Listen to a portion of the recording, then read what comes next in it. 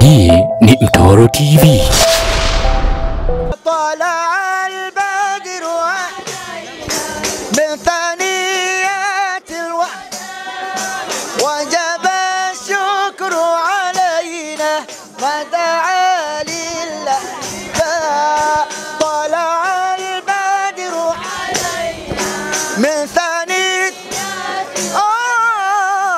وجب الشكر علينا ما دعا لله طلع البدر علينا من ثنيات الوداع وجب الشكر علينا ما دعا لله أيها المبعوث فيه جئت بالعمل المطاع Warahmatullahi ta'ala wabarakatuhu. Tuambie majina yako kamili. Naitwa Alhaji Athumani Saidi Janguo, na Alhaji sio kwa sababu ya safari hii, lakini tangu huko zamani jina hilo nilikwishakuwa nalo. Nilikwishahiji mara 4. Hii imekuwa karibu ya 5 na umra nimefanya. Namshukuru Allah Subhanahu wa Ta'ala kwa kuniwezesha kuweza kutekeleza hayo. Hija yako ya kwanza ilikuwa mwaka 1174.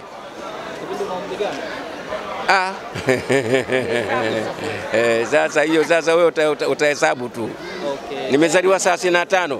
Sasa kutoka saa 65 mpaka 74 utafanya mwenyewe hesabu yako miaka nilikuwa na umri gani. Utofauti wa ibada hii kwa miaka hiyo uliofanya ulikuwa ni upi? Kwa kweli utofauti ni kubwa mno. Sasa hivi manake ule wingi wa watu imekuwa zama. Mimi nilikuwa ninachungwa kama mtoto mdogo kwa sababu nilikuwa siwezi hata kutembea mwenyewe hivi. Unaona, kwa sababu watu wamejaa kupita kiasi na majengo kule yameshabadilika, sio vile kwa wale ambao wameweza kuhiji na siku za nyuma hizo. Wakienda leo sio Maka wanayokumbuka, wala sio Madina ambaye tulikuwa nayo siku zile, wala na ukienda kule nani wapi hapa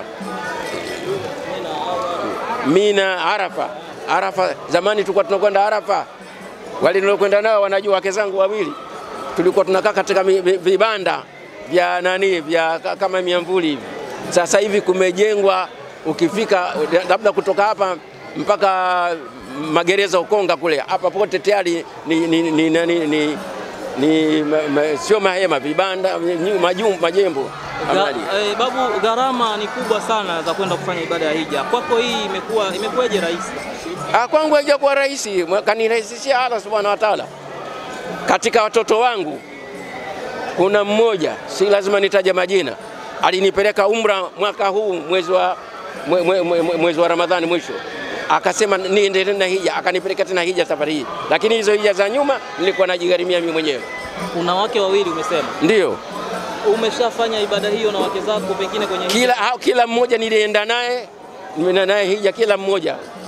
Okay. Changamoto zipi ambazo wewe umekutana nazo pengine ulipofika huko, kabla ulikuanzia hapa mpaka huko ulipofika? Changamoto ni kubwa zaidi ni kwamba kila mmoja anataka kufanya ibada, na kwa kuwa tumekuwa wengi zaidi ya watu milioni 5-6, si mchezo. Mara popote unapotaka kuingia hapa ingiliki, basi inakuwa ni kusukumana tu kila kitu namna hiyo. Ibada hii imeonekana mnafanya sana wazee. Vijana wamekuwa wagumu kwenda. Pengine wito wako kwa vijana? Vijana huu wakati wa vijana ndio wakati mzuri wa kwenda hija, kwa sababu atakapokuwa wazee mengi atawashinda. Si mimi nakwambia nilikuwa ninatunzwa kama mtoto mdogo, lakini akiwa kijana anakwenda mwenyewe kila mara anafanya mwenyewe. Sasa mimi nimepata bahati. Yule binti yangu yule pale ndio alionipeleka umra mwaka huu na akanipeleka hija tena. Lakini sio hivyo tu, wenzake nao wengine niko kule wananitumia hela za matumizi. Sikupata tatizo lolote kule. Mama, wewe ndio umempeleka mzee hija. Nini hasa kilikushawishi mpaka kumchukua mzee kumpeleka hija? Bismillahirrahmanirrahim. Aliompeleka hija ni Mwenyezi Mungu. Mimi ilikuwa ni sababu tu, na nimelia sana kwa sababu ilikuwa ni ndoto yangu kumuona baba akienda hija. Alikuwa anatamani sana. Kwa hiyo namshukuru Mwenyezi Mungu, amenipokelea dua yangu, amempeleka salama na amerudi salama. Mzee amesema ameenda zaidi ya mara moja. Pengine hizi zote wewe ndio uliohusika ama? Hapana, nilikuwa hata sijazaliwa. Wewe umeshafanya hata mara moja? Hapana, sijakwenda. Niliona kutokana na umri wake hakuna zawadi kubwa kwa sasa unaweza kumpa mtu kama mzee wangu zaidi ya kumpeleka karibu na Mola wake. Hilo ndio lilikuwa linanisukuma. Wito wako sasa kwa watu wenye wazee kama wewe ulivyofanya, kipi wafanye nao ili waweze kuwafurahisha wazazi wao? Na zaidi kumfurahisha Mwenyezi Mungu, lakini kupitia radhi za wazazi. Sisi wote tunahitaji radhi za wazazi. Kwa hiyo mimi nilikuwa nafanya kupata radhi ya mzazi, na nawaombea wenzangu ambao wanatamani wamuombe Mwenyezi Mungu. Haikuwa rahisi, Mungu alitusaidia. Kwako wewe pengine tutarajie lini yani, au mwaka gani unaweza Natumai Mwenyezi Mungu amemjalia, amemkumbusha baba kuniombea. Kwa hiyo inshallah nitaitwa mwaka ujao. Inshallah. Kitu kikubwa tupendane, na tumeletwa hapa duniani kwa kazi moja tu, kumcha Mwenyezi Mungu. Kwa hiyo maisha yetu yote, kila tunalofanya tuhakikishe kwamba tunamcha Mwenyezi Mungu. Hakuna zaidi ya hilo. Hapa tunapita tu. Swali kwa mzee. Naam. Angalia hija kuanzia mwaka 90 kushuka chini. Hija ilikuwa na athari kwa watu. Lakini kuanzia 90 kupanda juu mpaka leo tulipo, hija zimekuwa haina athari yoyote. Yani watu wanaenda hija kama kutaka kama Mbagala na kurudi. Nini sababu? Sababu Mwenyezi Mungu mwenyewe kapenda iwe hivyo, na kama alivyotamka mwanangu hapa, Mwenyezi Mungu amesema aduuni nimewaombeni ili kusudi muweze kuniabudu.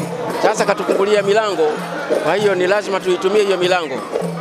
Lakini la msingi tu ni kwamba tunawaambia vijana wasisubiri mpaka wawe wazee.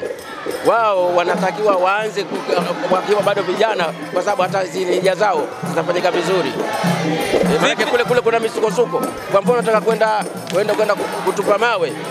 Zamani tukienda pale unakwenda tu taratibu wakati wote, lakini sasa hivi kuna msukosuko, wakati mwingine hata kufika pale uwezi, itabidi watume wenye nguvu waweza wakatumia mawe. Swala la huduma sasa kwa hizi taasisi ambazo zinawasafirisha kwenda kufanya ibada ya hija, umelionaje huduma? Mimi nawashauri watu wasiende peke yao, watashindwa na ibada zao ziwe nzuri. Kwa kutumia taasisi hizi, kila kitu kimepangwa. Sisi kwa mfano, kabla hatujaondoka, najisemea mimi mwenyewe, basi nilikishanunuliwa sanduku ya kwenda nayo, nimekusajisi vifaa vyote ambavyo unavyotakiwa kwenda kuvitumia kule viko mle ndani, ingawa unavilipia katika gharama, lakini vimetengenezwa tayari. Halafu ukifika kule kuna tatizo la kupata mahali pa kulala. Mahoteli yako mengi sana, lakini kwa vile watu wako wengi, unaweza ukatupwa mbali kabisa ukashindwa hata kufika pale.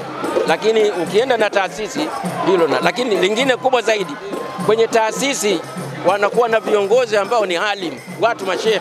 Kwa mfano sisi katika kundi letu tulikuwa na shehe anaitwa Yusuf Kidago. Yeye ndio mshehe mkuu, lakini vile vile Sheikh Abbas ambaye ndio mwenye kiongozi wa hiyo taasisi ni shehe vile vile. Kwa hiyo kila mkienda, hata mkienda kwenye kufanya kwenda ziara, mnaanza kuambiwa kule mnakwenda kufanya nini na mfanye nini na kila kitu. Mnaelekezwa vizuri. Ukienda wewe mwenyewe peke yako huwezi kuyatengeneza yale. Sawa sawa.